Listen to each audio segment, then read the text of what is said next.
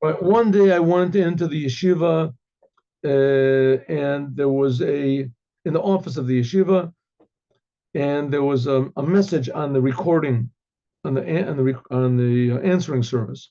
So I pushed it, and it said, "My name is Sora, and my phone number is this, the phone number." And that's it. That's all the message was. So I thought to myself, I had the whole thing figured out in my mind. I figured this is probably some lady that saw an advertisement in a newspaper for something, and she's calling up to leave her number to get called back, and she probably made a mistake in the number because here was a yeshiva for American boys and Baal Chuvas, and what's they got to do with this lady? So I figured I'll be a nice guy. So I called her back up. I said, "Hello, is this Sora?" Yes. I said, "Listen, you left your phone number in a yeshiva for Bali Chuvas for American speakers. You made a mistake." She said, "But this is Chabad, right?"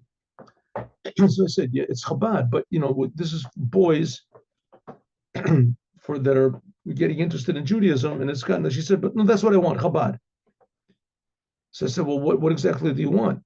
She said, "I have a friend. My friend's name is Zahava, and my friend wants to make a abortion. She says she has already two children, and it's very financially difficult for her, and she's decided to make an abortion." And so, and the Israeli government, whatever, are willing to help her and pay for money, and whatever it is. So I've already tried to convince her not to do it. This Sora tells me this. I tried to convince her not to, and I even brought rabbis and rabbinit, rabbis' wives and experts to talk to her. Nothing works. She says the only thing that'll work is if the Lubavitcher Rebbe calls her up and tells her not to make the abortion. She won't make it. So I said, "Listen, Miss Sora, Mrs. Sora, whatever.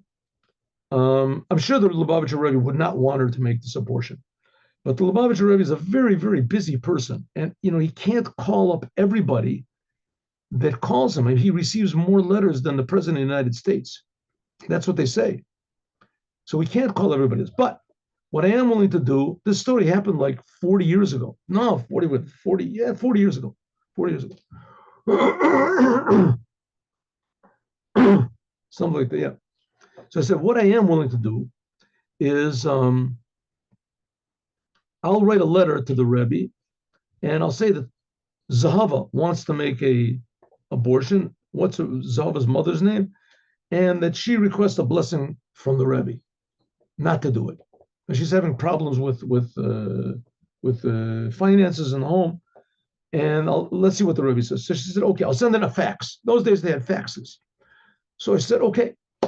So we wrote it down, Zova, the daughter of Miriam, whatever her mother's name was, and she wants to make an abortion. She requests from the Rebbe a blessing for Parnasa and advice.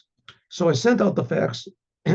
Within, usually answers take a long time because the Rebbe received a lot of letters. I mean, especially in the times of the faxes, they were just pouring in. So I got an answer back within an hour. And the Rebbe said that I'm sorry. I wrote to the letter that I wrote to the Rebbe. I wrote to the letter. I said, rabbis and experts have spoken to her, and it didn't work. And the Rebbe, she requests a blessing from the Rebbe not to make So I wrote the letter sent it in, and the Rebbe wrote back, "Did really people see her? Did people really see her? Ha'im dibru ita? I'll pray for her." So I didn't think too much. I immediately called up Sora. I said, "Listen, I got good news. The Rebbe said, did anybody really speak to her? I will pray for her." So silence. I said, "Hello, Sora, are you there?" So she said, "What the Rebbe is saying, that nobody spoke to her?" I said, "I don't know. I just read what it says over here. The Rebbe said he'll pray." He said, "How could it be the Rebbe sitting over there in New York, and what he's saying, that I'm a liar? Nobody spoke to her." As I said, "Listen, I'm just reading what it says here in the letter. The Rebbe said he'll pray for you. That's a good thing. What it says in the beginning, I don't know how to explain." So she said, "Well, I know how to explain." Said, "The fact is, there's no one Sora. There's no son. So I'm Zahava. I'm the one that wants to make the abortion. And nobody talked to me. No one spoke to me. I made that up. The experts came, but I don't know where. So you can write the Rebbe back and tell him that, okay, that's an answer, and I won't make the abortion. But I don't know where the money's going to come from. What's going to. So I wrote back to the letter to the Rebbe, sent in a fax. An hour or so, we got another answer.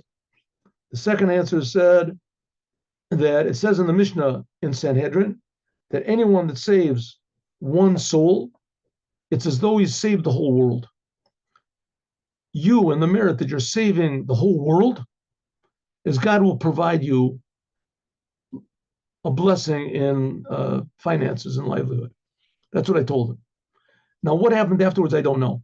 I did not keep in contact with Zahava.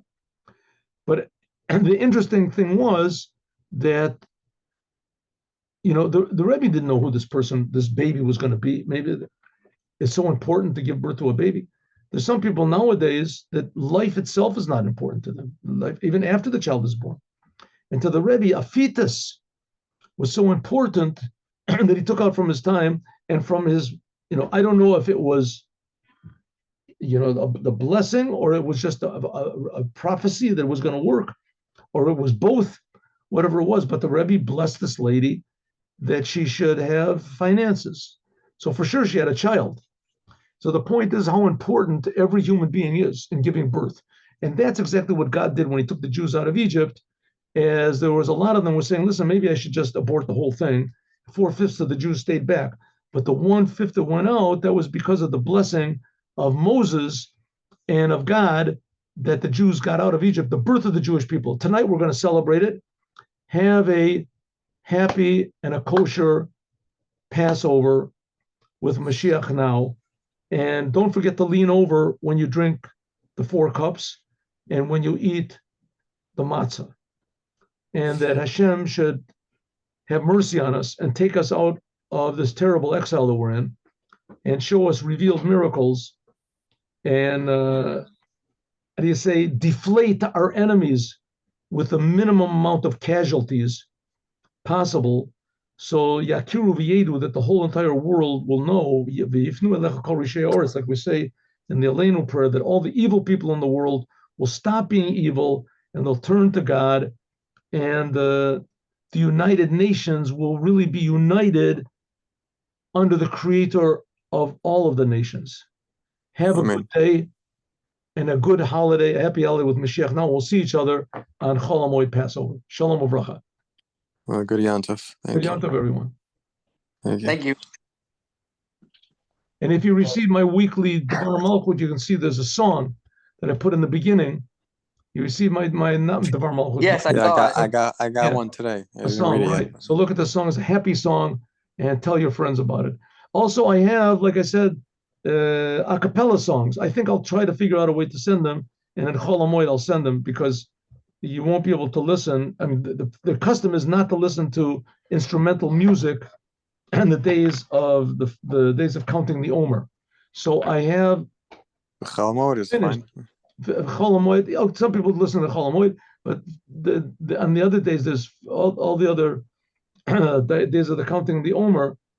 The other 6 weeks, we don't listen to instrumental music. So I made a cappella music, which has a lot of harmony to it, and etc. like that. So I hope you'll enjoy it. God bless you all, and see you on what day? Sunday, Monday, Tuesday. What is it? Wednesday? When are we going to see it? Wednesday morning, huh? Yes. Wednesday morning is still Yom Tov by us, but you're more than welcome. Maybe people from Israel. So Thursday morning, huh? That's what we're going to do. Thursday morning? Yeah. Yes, that's right. Thursday morning, I'll see you. Okay. Shalom uvracha. Have a good. Thank you.